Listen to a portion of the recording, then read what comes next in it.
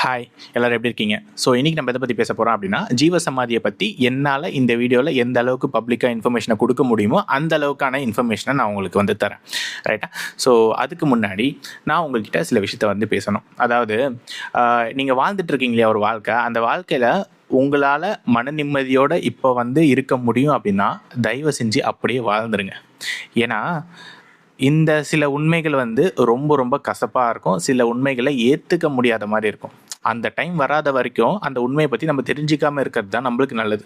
ஒருவேளை நம்ம அதை முயற்சி பண்ணி தெரிஞ்சுக்கிட்டோன்னு வச்சுக்கோங்களேன், அது தேவையில்லாத துன்பத்தை மட்டும்தான் ஏற்படுத்தும். 1% கூட அது சந்தோஷத்தை தர சான்ஸ் கிடையாது. துன்பத்தை மட்டும்தான் ஏற்படுத்தும். அதனால தான் இப்போது நீங்கள் ஒரு வாழ்க்கையில் வாழ்ந்துட்டு இருக்கீங்க, அந்த வாழ்க்கையில் நிம்மதியாக இருக்கீங்கன்னா தயவு செஞ்சு அப்படியே வாழ்ந்துருங்க. உண்மை எல்லாருக்குமானது கிடையாது. அதனால தான் வந்து விஷயம் தெரிஞ்சவங்க உண்மையை ஓப்பனாக வெளியே சொல்கிறது கிடையாது. ஏன்னா என்கிட்ட வந்து கால் பண்ணி பேசுகிறவங்க நிறைய பேர் கேட்குற ஒரு விஷயம் என்னென்னா, இதை ஓப்பனாக சொன்னால் தான் என்ன அப்படின்னு தான் கேட்பாங்க. அதுக்கான காரணம் இதுதான். ஏன்னா நான் ஒரு பேசிக்காக ஒரு ஆர்வக்கோளர். ஓகேவா? எனக்கு ஒரு விஷயத்தை பார்த்தா அதை எப்படின்னு தெரிஞ்சே ஆகணும். தெரிஞ்சிக்கலன்னா எனக்கு மண்டை வெடிச்சிடும். அந்த மாதிரியான ஒரு ஆர்வக்கோளர் நான் தயாராகாத சமயத்தில் சில கொஞ்சம் அட்வான்ஸ் விஷயங்களை தேடி ஓடி போய் அந்த உண்மைகள் தெரிஞ்சதுக்கப்புறம் அது கொடுத்த மனவலியும் கசப்பையும் வார்த்தையால் சொல்ல முடியாது. ஸோ அதனால தான் சொல்கிறேன், நீங்கள் நிம்மதியாக இருக்கீங்கன்னா அப்படியே வாழ்ந்துருங்க. ஓகே. ஸோ இப்போ ரீசெண்டாக வந்து கீழே வந்து கோர்சஸ் வந்து கொடுக்கலான்னு முடிவு பண்ணியிருக்கேன். என்னால் எந்த அளவுக்கு டீட்டெயில்ஸை கொடுக்க முடியுமோ, எந்த அளவுக்கு தெளிவை கொடுக்க முடியுமோ அந்த அளவுக்கான விஷயங்கள் வந்து கீழே இருக்கக்கூடிய கோர்சஸில் இருக்குது. இது வரைக்கும் நான் வெளிப்படுத்தாத நிறைய விஷயங்கள் இருக்குது. ஒரு தடவை அட்வான்ஸ் கிளாஸ் கூட எடுத்தேன். அதில் கூட வெளிப்படுத்தாத நிறைய விஷயங்களை இந்த கோர்சஸில் வந்து நான் இன்க்ளூட் பண்ணலாம் அப்படின்னு நினைக்கிறேன். ஸோ அந்த மாதிரியான ஒரு விஷயந்தான் வந்து அடுத்த ஒரு 2-3 நாளில் கீழே கோர்சஸில் வரப்போகுது. ஓகே. முழுக்க ஜீவசமாதியை பற்றி மெத்தட் கிடையாது. பட் ஜீவசமாதியில் உண்மையிலே என்ன நடக்கும், எது நடந்தால் உண்மையான ஜீவசமாதி, எது எப்படி என்ன நடக்கும் அப்படின்ற அந்த கட் அண்ட் கிளியரான இன்ஃபர்மேஷனை ரொம்ப சிம்பிளிஃபைடாக நான் உங்களுக்கு வந்து கீழே வந்து அந்த கோர்சஸில் வந்து தரேன். வேணுன்றவங்க வாங்கி யூஸ் பண்ணிக்கோங்க. இந்த வீடியோவில் நான் ஜஸ்ட்டு சிம்பிளாக ஜீவசமாதினா என்ன, அது எப்படி நடக்கும்ன்ற சிம்பிள் டீட்டெயில்ஸ் தரேன். அந்த வீடியோவில் ரொம்ப கட் அண்ட் கிளியரான இன்ஃபர்மேஷன்ஸ் உங்களுக்கு கிடைக்கும். நம்ம எப்பப்போ எந்தெந்த கோர்சஸ் போட போகிறோம், எதை எப்பப்போ செய்ய போகிறோம் அப்படின்றத நம்ம டெலிகிராம் சேனலில் ஒரு பண்ணுறதுக்கு முன்னாடியே வந்து அனௌன்ஸ் பண்ணிவிடுவோம்.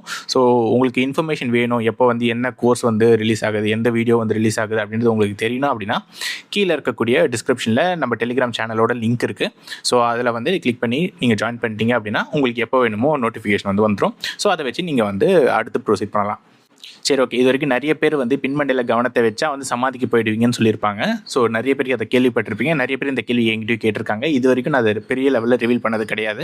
ஸோ இன்றைக்கி கட் அண்ட் கிளியராக ரிவீல் பண்ணுறேன்.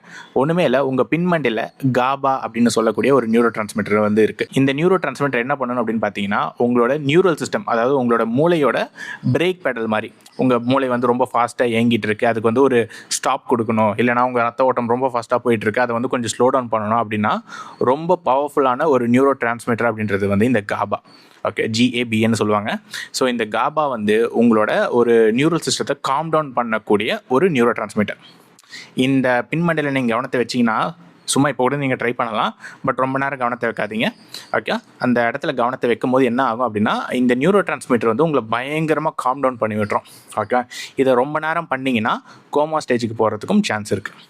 ஓகே. ஸோ அதனால தான் அந்த இடத்துல ரொம்ப நேரம் கவனத்தை வைக்காதீங்க அப்படின்னு சொல்லுவாங்க.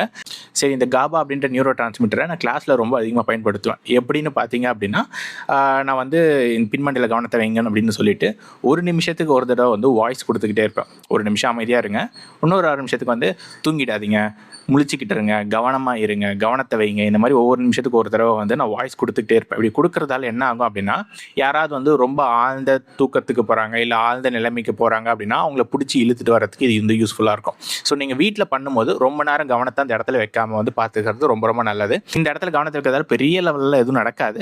பட் சம் ரேர் அக்கேஷன்ஸ், 1,00,000ல் ஒருத்தருக்கு இது வந்து ரொம்ப ஸ்ட்ராங்காக இருந்து கோமாக்கு போக வாய்ப்பு இருக்குது. ஓகே, ஷுவரெல்லாம் சொல்ல முடியாது. ஏன்னா இது உங்கள் உடம்பு வந்து உங்களை பாதுகாக்கிறது அதோட மெயின் மோட்டிவ். ஸோ அதனால் கோமாலெல்லாம் பெரிய லெவலில் தள்ளாது. ஓகே. ஏதாவது ரொம்ப ரேர் அக்கேஷன் அது மாதிரி நடந்துடக்கூடாதுன்றதுக்காக ரொம்ப நேரம் பின்மண்டையில் கவனத்தை வைக்காதீங்கன்னு சொல்லுவாங்க. பட் நானுமே அதான் சொல்கிறேன், கைடன்ஸ் இல்லாமல் பின்மண்டையில் ரொம்ப நேரம் கவனத்தை வைக்கிறத தயவு செஞ்சு வந்து குறைச்சிக்கோங்க. ஓகே, 1 நிமிஷம் மேக்ஸிமம் போதும், அதுக்கு மேலே வேணாம். ஸோ அதே சமயத்தில் உங்களுக்கு ப்ராப்பராக கைடன்ஸ் இருக்கிறவங்க கிட்ட தயவு செஞ்சு போயிட்டு இதை கற்றுக்கோங்க. ஓகேவா? இந்த மாதிரியான யோகத்தை ப்ராப்பர் கைடன்ஸ் கொடுக்குறவங்க கிட்ட போய் கற்றுக்கோங்க. ஏன்னா நான் வந்து இப்போ யோகம் யாருக்கும் சொல்லித்தரது கிடையாது.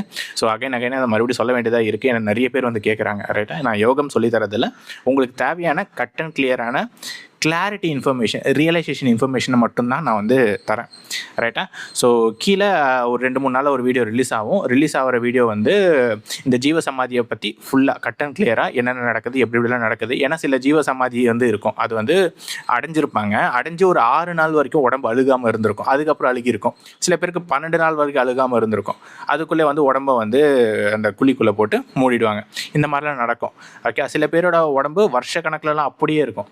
சில பேரோட உடம்பு ஒரு 2-3 நாள் மட்டும்தான் இருக்கும், அதுக்கப்புறம் அழுகிடும். ஸோ இதுக்கு பின்னாடிலாம் என்ன ரகசியம் இருக்குது, உடம்புக்குள்ளே என்ன மாதிரியான விஷயங்கள் சுரக்கிறதால உடம்பு எந்த அளவுக்கு பக்குவப்பட்டிருந்தா இதெல்லாம் பர்ஃபெக்டாக இருக்கும், இல்லைனா எப்படி நடந்தால் உண்மையிலே ஜீவ சமாதி அப்படின்ற விஷயத்த அந்த கோர்ஸில் வந்து நான் தரேன்.